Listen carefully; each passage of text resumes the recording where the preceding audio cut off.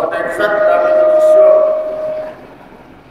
de celui qui a fait ça dans le livre de discernement sur ce serviteur, Mohammed sallallahu alayhi wa sallam, qu'il soit un avertisseur à l'univers. À lui la puissance, à lui appartient la vérité des cieux et de la terre. Il ne s'est point attribué d'enfant, il n'a pas d'associé à sa volonté. Et il a créé toutes choses en lui donnant sa juste proportion. J'atteste qu'il n'y a point de divinité qu'Allah, le Seigneur qui n'a pas d'associé.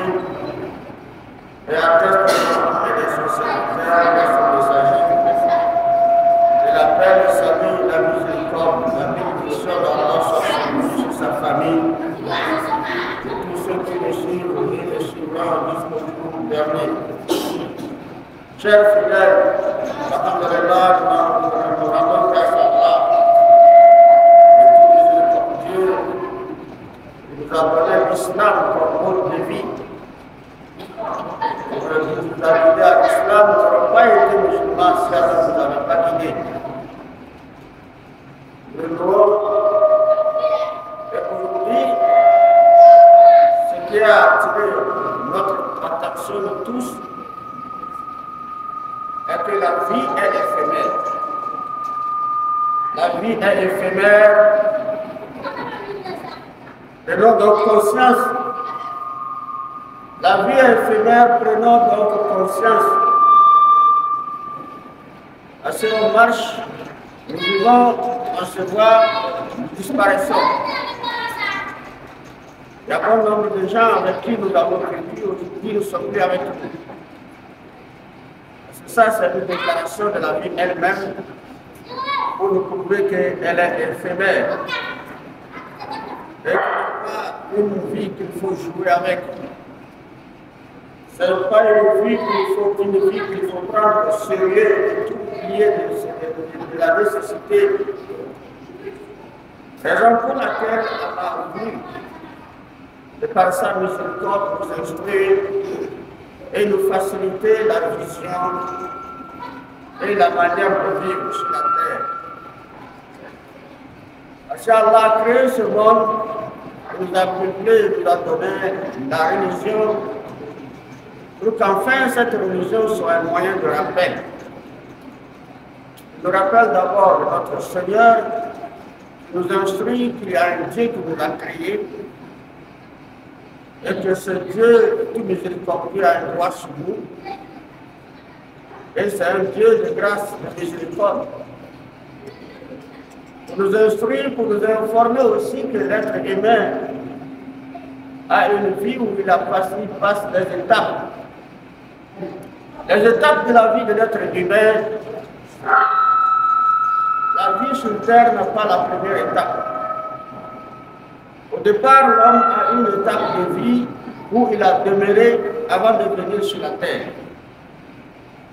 Il est venu sur la planète Terre, il quittera cette planète Terre et sera mis sous la terre.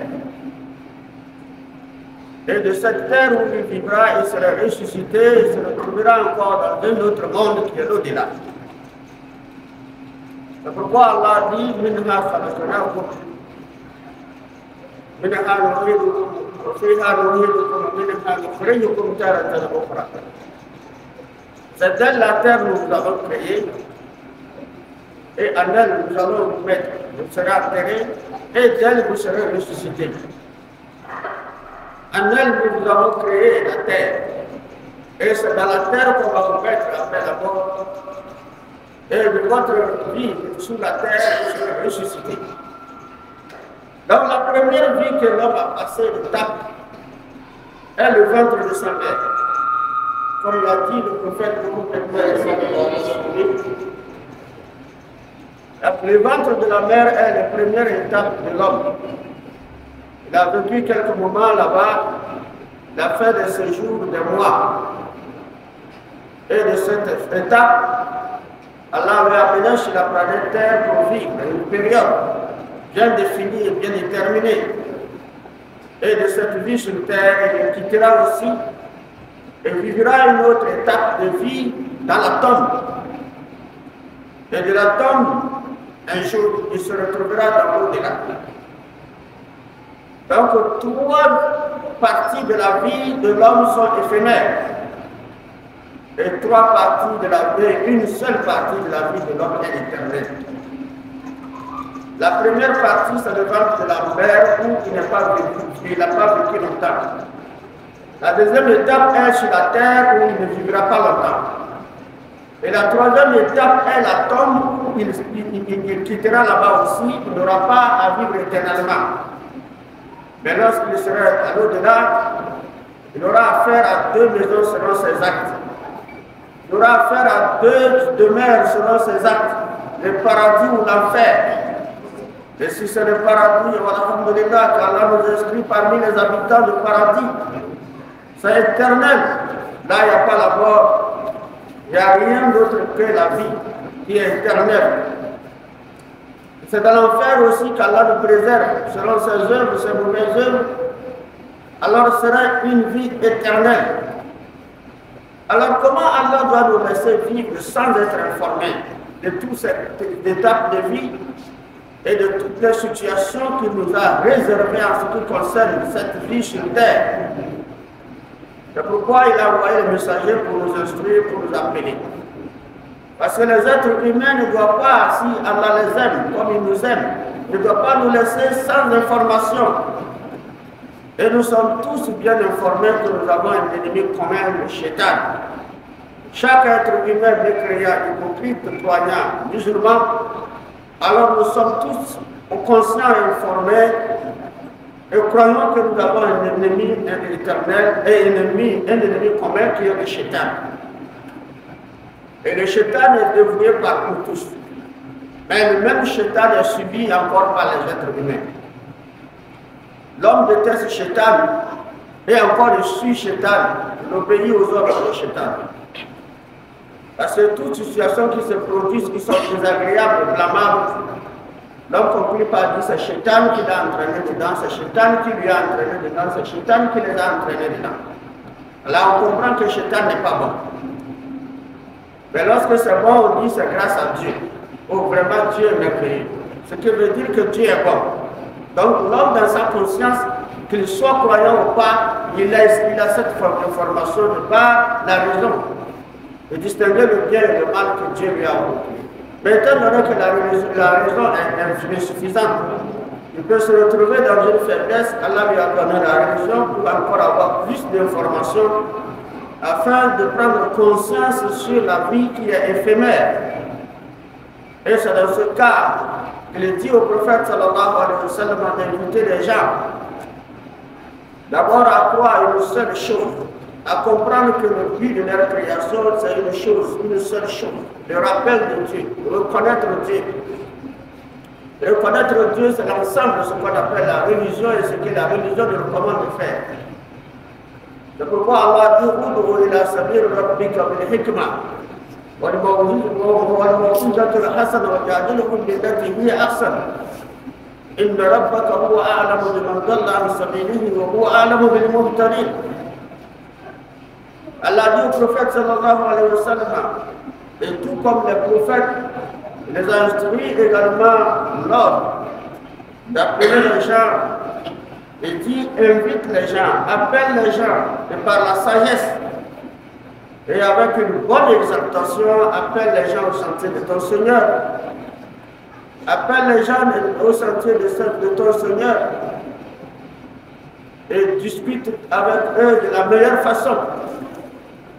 Car Allah, ton Seigneur, il connaît bien ceux qui sont égarés de son sentier, et il enseigne et il connaît bien ceux qui sont bien guidés.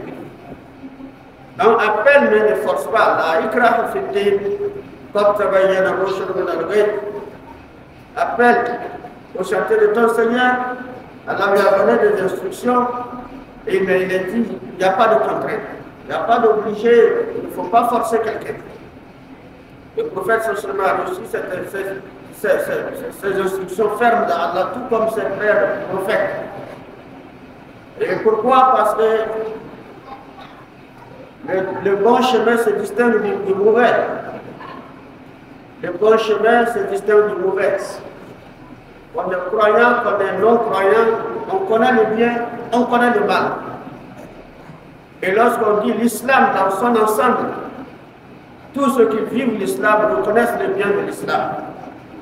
Et tous ceux qui ne vivent pas l'islam reconnaissent le bien de l'islam, même s'ils font même s'ils font semblant. Ils reconnaissent que l'islam est une noble religion. Raison pour laquelle, quand un musulman commet un défaut, on dit un faux musulman.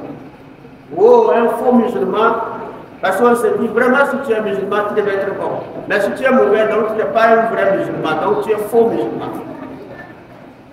C'est la preuve pour prouver que même celui qui n'est pas musulman reconnaît la valeur de l'islam et le bien de l'application que l'islam prodigue aux gens dans le sens d'être bon. Et pour être bon, ce n'est pas un miracle. Cela nécessite des moyens. Et Allah ne nous a pas manqué de nous donner ces moyens qui nous permettront d'être bons. Le premier moyen qu'Allah nous a donné est de nous rappeler de lui. Et de nous rappeler de lui, il a donné le livre par lequel nous allons avoir toutes les informations de cet appel. Et cet appel de par l'unicité d'Allah, cet appel de la part de l'accomplissement de prière. Il faut que toujours l'homme a l'esprit que Dieu existe. Il a l'esprit que Dieu existe. Il a l'esprit que Dieu est capable de tout. Il faut que l'homme soit une personne qui se dit, il faut qu'il ait une relation avec son Créateur. Et c'est pourquoi Allah dit au prophète, à tous les musulmans, si vous voulez avoir tant d'explications, d'informations pour la manière de vivre, pour ce monde et dans l'autre, il y a kitab wa aqim as-salata inna as-salata tanha 'anil fahsha'i wal munkar wa la zikrullahi akbar wallahu ya'lamu ma tasna'un. Allah dit, récite, il s'agit du Coran, ce qui t'a été révélé de ces livres. Récite ce qui t'est révélé de ces livres en Coran. Il faut réciter le Coran. Il faut chercher à avoir des informations sur le Coran, même si tu ne sais pas lire. Il faut chercher des informations émanant du Coran. Et ensuite, accomplir la prière. Car la prière empêche les turpitudes et les blâmables. La prière est un moyen qui empêche l'homme de poser des actes de turpitude, de blâmage. Et c'est ainsi, et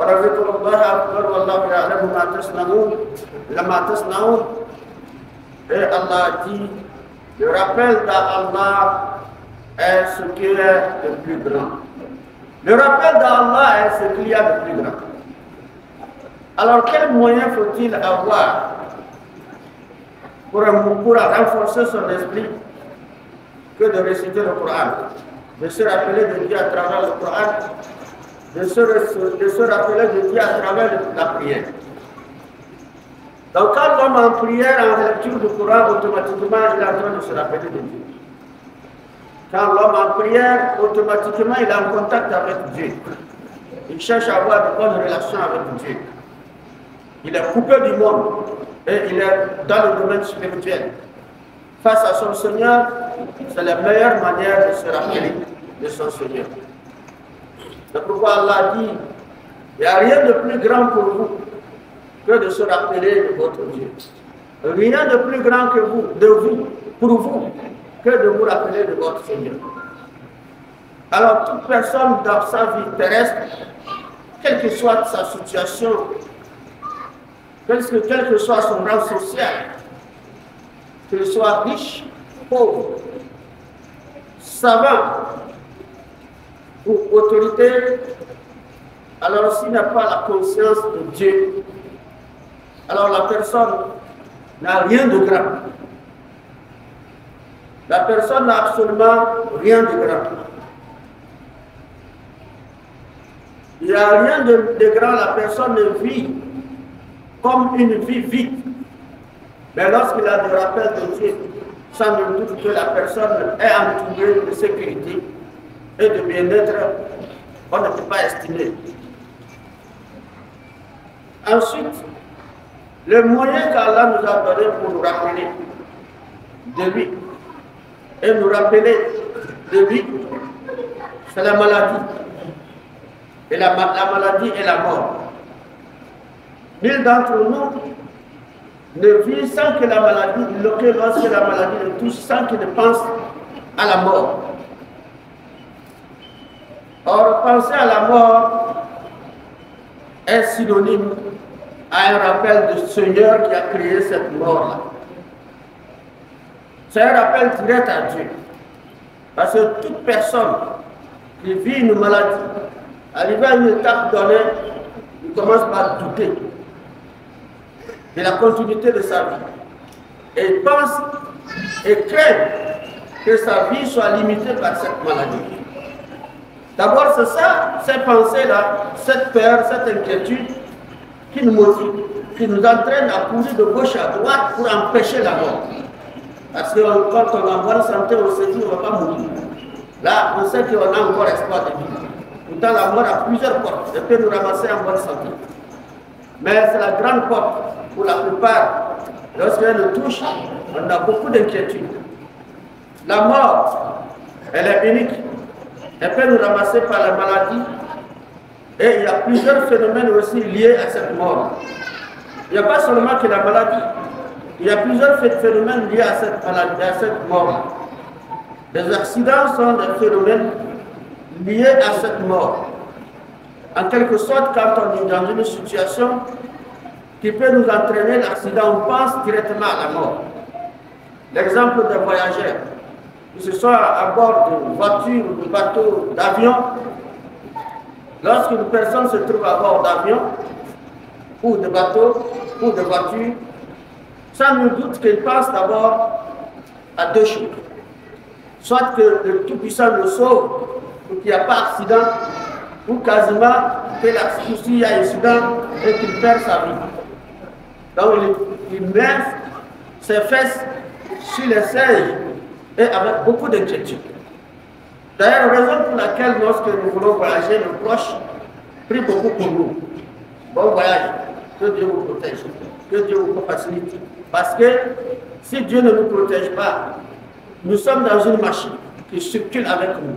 Et cette machine est dirigée par une seule personne. En cas d'erreur de cette personne, nous sommes tous foutus. Donc cette inquiétude nous envahit, ainsi qu'envahissent nos proches qui nous aiment. Et lorsqu'on voyage, nous sommes en période de communication, on se téléphone, nous sommes à tel lieu pour les rassurer que je suis encore vivant. Nous sommes à tel lieu pour les rassurer que nous sommes encore là, ça va, ça va.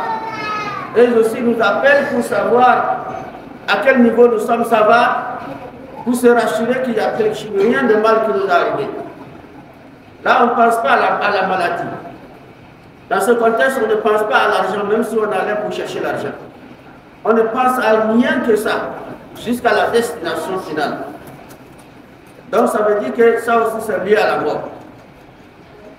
Voilà pourquoi, mais Allah pour nous dire, il n'y a pas seulement des cas que nous connaissons qui sont liés à la mort, il y a beaucoup de cas qui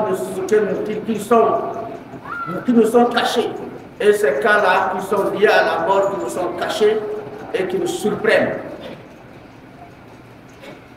La maladie, on meurt par la maladie, on a dit, il est mort. Mais cette mort, la mort l'a surpris. De toutes les façons, même s'il pense la mort quand même le surprend parce qu'il ne sait pas quelle ère. La mort il n'est pas informé sur l'ère, il n'est pas informé sur le jour, il n'est nulle part informé sur quand. Malgré qu'il est malade, même s'il pense à la mort, il ne sait pas quand. C'est pourquoi le prophète sallallahu alayhi wa sallam nous a prodigué d'utiles conseils. Il nous dit que prends ta santé pour ta maladie, ta vie pour ta mort. Et si tu vis sur cette terre, considère-toi comme un étranger de passage. Considère-toi comme un étranger de passage. Et si tu te retrouves au matin, ne pense pas au soir. Et si tu te retrouves au soir, ne pense pas au matin. Lorsqu'une personne entend ces propos du prophète, des conseils qui est de conscience, il doit quand même se rendre compte qu'il n'y a pas seulement la maladie qui nous ramasse, et que la mort vient nous ramasser, ni des accidents, ni de ce que nous savons. Mais il y a aussi quelque chose. Et quelle est cette chose? Comme nulle part, personne ne peut le savoir. Mais sans qu'on se réfère seulement à l'outil du prophète, notre faculté de raisonnement nous appelle à cette réalité. Nous fait savoir qu'il y a une réalité, il y a des surprises, de par les voies que nous ne pouvons pas attendre, que nous ne pouvons pas espérer. Cela nous facilite la compréhension. C'est la raison pour laquelle nous tous nous devons être conscients que la vie est éphémère. Nous devons prendre conscience à cela. Et la conscience n'est autre que d'améliorer nos conditions de manière de vivre, de par nos comportements vis-à-vis de nos frères, de nos sœurs, disons, de nos semblables, d'améliorer nos comportements vis-à-vis du Créateur. Dieu nous appelle à l'adoration. Est-ce que nous l'adorons normalement? Qu'est-ce que pourrait nous rassurer que nous l'adorons normalement? Quels sont les efforts que nous fournissons? Si Allah nous dit, là, il n'y a pas de contrainte à la religion, on n'oblige pas quelqu'un à être croyant. Mais il nous dit, comme ça va, il y a la bouche, le bien se distingue du mal. Le vrai chemin se distingue de l'égarement. Ça veut dire quoi? Nous savons tous que chacun ne travaille qu'en fonction de obtenir un salaire. Et personne ne peut espérer un salaire sans qu'il fasse un geste de travail. On ne peut pas être là comme ça, on ne fait rien, on va nous payer. On ne peut pas rentrer dans une entreprise, être assis sans être payé. C'est lorsqu'on travaille, l'entrepreneur nous paye. C'est pourquoi Allah nous dit وَأَنْ لَيْسَ لِلْإِنسَانِ إِلَّا مَا سَعَى وَأَنَّ سَعْيَهُ سَوْفَ يُرَى ثُمَّ يُجْزَاهُ الْجَزَاءَ الْأَوْفَى. Allah dit que chacun n'obtient que le fruit de ses efforts, de son travail. Chacun n'obtient que le fruit de ses efforts. Ça veut dire quoi? Nous sommes tous là, nous souhaitons aller au paradis. Parce qu'on se dit c'est un bon salaire. Et c'est un bon salaire, le paradis. Il n'y a pas ce qui est plus précieux, plus aimé à l'être humain que le paradis. Mais pouvons-nous accéder au paradis sans fournir les efforts relatifs au paradis? Ce n'est pas possible. Allah nous dit, lui, il donne le salaire. Et son salaire, c'est le paradis. Mais c'est le fruit de vos efforts qui vous amène à avoir ce salaire. Et que l'homme n'obtient que le fruit de ses efforts, de son travail. Et les efforts qu'Allah nous appelle à faire, qui est un travail qu'il nous a donné comme un devoir, ce sont des pratiques là. L'assiduité dans la pratique, dans la prière, sans distraction, sans se donner à des actes d'attirance qui nous empêchent d'évoluer vers ce contact-là que Dieu nous a mis ensemble avec lui de par la prière. Et il nous dit que lorsque vous le verrez, vous ne verrez que ces efforts-là, le fruit de ces efforts-là au jour de la résurrection. C'est au jour de la résurrection, chacun verra le fruit de ses efforts. Alors si c'est l'effort négatif, le fruit c'est le paradis. Le salaire est négatif, c'est le fruit, c'est l'enfer. Mais si c'est positif, le fruit c'est le paradis. Allah nous guide à poser des actes qui conduisent au paradis. Et ce qui pourrait nous rappeler ça, c'est d'avoir constamment notre souci de Dieu. Penser toujours à Dieu, ne pas oublier Allah. Et Allah nous a donné ce moyen qui est la prière, de penser à Dieu, de réfléchir, de reconnaître son pouvoir. Il nous a donné le Coran, d'avoir des lectures, des informations relatives à lui, et ce qu'il nous recommande de faire du bien, tout comme il nous interdit de faire du mal. Et il a créé la maladie pour que ce soit un moyen de nous rappeler de lui. Il a créé la mort, que ce soit un moyen de nous souvenir, de nous rappeler de sa puissance.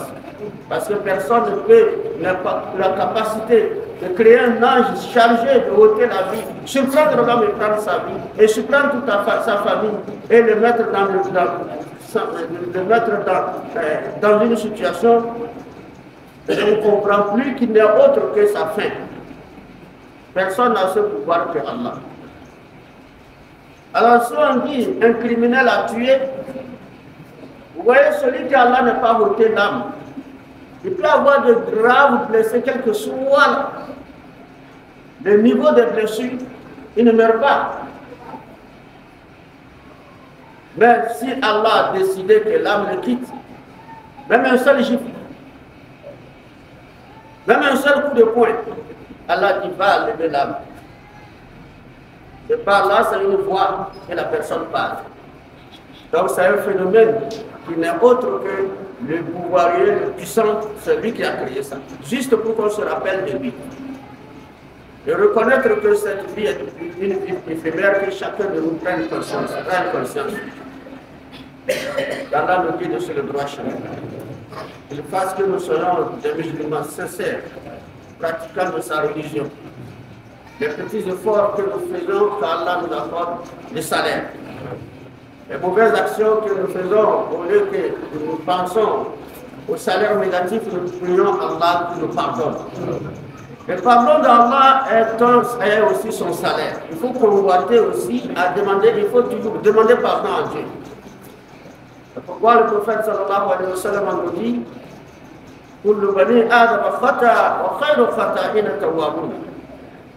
que chaque fils d'Adam commet des erreurs, commet des péchés. Il n'y a pas quelqu'un qu'on peut dire qui ne commet pas péché, il n'y en a pas. À l'exception des prophètes qu'Allah a écarté des péchés juste pour qu'ils soient un grand exemple. Mais nous, le commun mortel, personne n'est épargné des erreurs, des péchés. Mais le prophète a dit est le meilleur d'entre vous est celui qui se repent.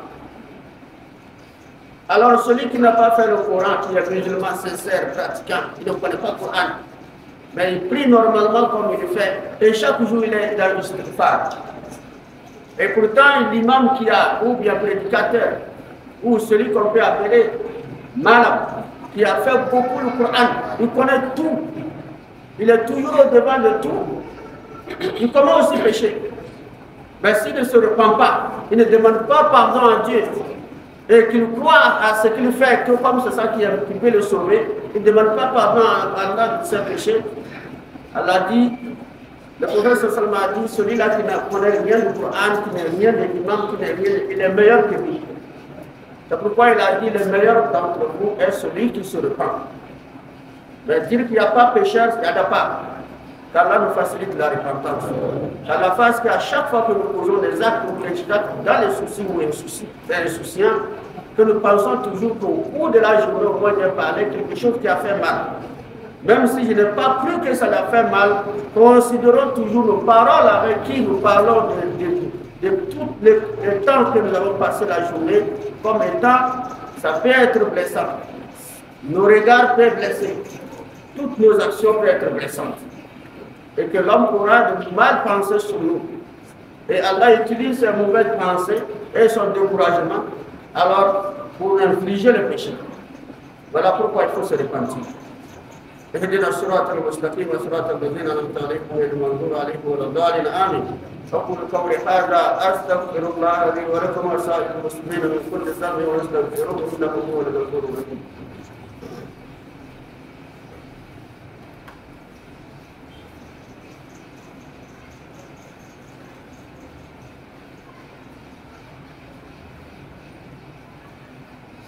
الحمد لله وكفى والصلاة والسلام على من لا نبي بعده سيدنا ونبينا محمد صلى الله عليه وسلم وآله وصحبه وسلم تسليما كثيرا. Alors Allah nous dit que nous ne sommes pas venus pour vivre sans but. Il nous a assigné des devoirs qui est le but de notre création. Et que l'homme qui n'est qu'un le fils d'Adam, que Dieu a créé, ne pense pas que la terre a été planifiée pour le faire vivre sans objectif, sans but, sans devoir. أفحسبتم أنما خلقناكم عبثا وأنكم إلينا لا ترجعون. Pensez-vous que nous vous avons créé sans but? Vous pensez que moi, Dieu, je vous ai créé et que vous circulez là? Il n'y a pas de but, il n'y a pas de devoir. Ne rêvez pas. Ou quasiment si vous oubliez que vous avez des buts, ne pensez-vous pas que c'est vers moi qui serait vers le retour? Vous n'allez pas revenir vers moi. C'est moi qui vous a déposé là-bas. Et vous allez revenir vers moi. Donc réfléchissons à ça. Et le retour vers lui dont il fait allusion, الذي خلق الموت والحياة ليبلوكم أيكم أحسن عملا. الذي خلق الموت والحياة ليبلوكم أيكم أحسن عملا. Il dit celui qui a créé la mort et la vie afin de vous éprouver et de savoir qui de vous est meilleur ami. Celui qui a créé la mort et la vie afin de vous éprouver et de savoir qui de vous est meilleur ami. Il vous dit alors, vous vous amusez avec celui qui a créé la mort, vous vous amusez avec moi qui a créé la vie, et cela n'est pas gratuit, c'est pour vous éprouver. La vie que vous portez, c'est une épreuve. La mort que je vous donne est une épreuve. Et l'épreuve s'explique par ce qu'on appelle l'inconnaissance de l'homme dans la situation de mort. L'ignorance de l'homme dans la situation de sa mort. Allah nous a caché tout. Même les prophètes n'ont pas cette connaissance. Ils n'ont rien de savoir sur ça. Même les prophètes qu'il a plus aimés n'ont rien de savoir sur cette épreuve-là de la mort. L'épreuve première de la mort, l'épreuve première de la mort, c'est que Dieu nous a caché la mort. Elle-même, on ne la voit pas. La mort n'est pas un vent, c'est un ange. C'est un ange parmi les anges que tu as donné ce pouvoir de venir. Et tu as assis, tu ne sais rien, tu es en train de manger, et puis il enlève ta vie, et puis ta nourriture tombe, tes mains tombent, tu fermes les yeux, c'est fini. Et lui s'en va, il tient ça et s'en va. Tu ne le vois pas, Dieu l'a caché. Personne ne le voit pour chercher à défendre l'âme là, pour l'attaquer. Quels que soient nos moyens de défense, de force, ne pas le voir pour l'affronter. Il s'en va. C'est la première épreuve. La deuxième épreuve, Dieu a caché à l'homme ce jour. Il a caché la période, le temps, le jour, les heures que cette situation se produira à nous. Dieu nous a caché ça. Nous sommes assis.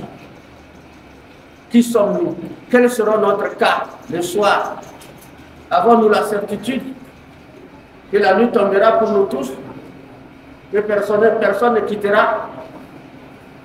Nous ne pouvons pas avoir cette certitude-là.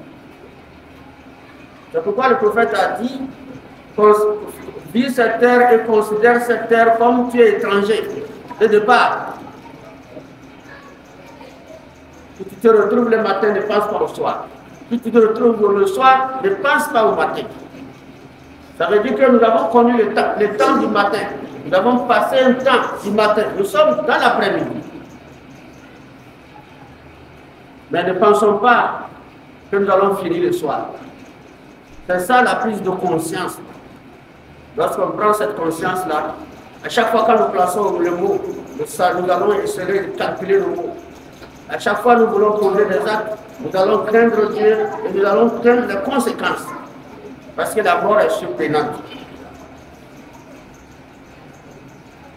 Combien de gens, Allah, malgré qu'il a fait descendre le Coran, malgré qu'il a donné comme maladie, comme un moyen de nous rappeler de son pouvoir, malgré qu'il a créé la mort pour nous éprouver, combien de personnes ont cette conscience? C'est pourquoi Allah dit Ma ya'tihim min zikrin min rabbihim muhdathin illa istama'uhu wa hum yal'abun. Wa hum yal'abun. Allah dit aucun rappel de révélation, de la révélation récente, ne vient à eux sans qu'ils entendent Et de par l'entendement qu'ils entendent, ils s'amusent. Ils sont dans les amusements. Et leur cœur est distrait pour l'amour de ce maman. Distrait pour les amusements. Et si sur le niveau, nous allons faire allusion aux amoureux de foot. On peut faire allusion aux amoureux de musique. On peut faire allusion à tout ce qui est distractoire. Alors, imaginez, je ne sais pas si, à l'heure où nous sommes là, cette période de Juma, s'il y avait un match que les gens qualifient, parce que parmi les équipes, il y a des rencontres qu'on peut qualifier, des matchs très importants à ne pas rater. Imaginez à cette heure-là, s'il y avait un match, croyez-vous que beaucoup de musulmans seraient ici? Moi, je ne crois pas. C'est ça, ils entendent l'appel, mais leur cœur est distrait. Ils entendent l'appel, mais les sons de la musique les distraient. Ils entendent l'appel, leur portable les distrait. Ils entendent l'appel, tout ce qui nous voit de plaisir les distrait. Et ils mettent tout à plus tard. Ils remettent tout à plus tard. Je le ferai après. Donc, je le ferai après. Donc, nous avons pris la canne et commencé le match de football, et commencé les amoureux de futsal, à rattacher à cela, distrait. La salutation qui est la plus sacrée, un devoir sacré du musulman, recommandé par Allah de se saluer. Ce n'est pas une volonté, c'est un devoir.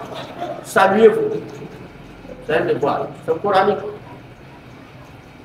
Vous allez voir quelqu'un, face à lui, salam alaikum, salam alaikum. Il est debout, il te voit, il gronde, il boude, tu dis salam alaikum, il te répond, il ne sait même pas que tu es là.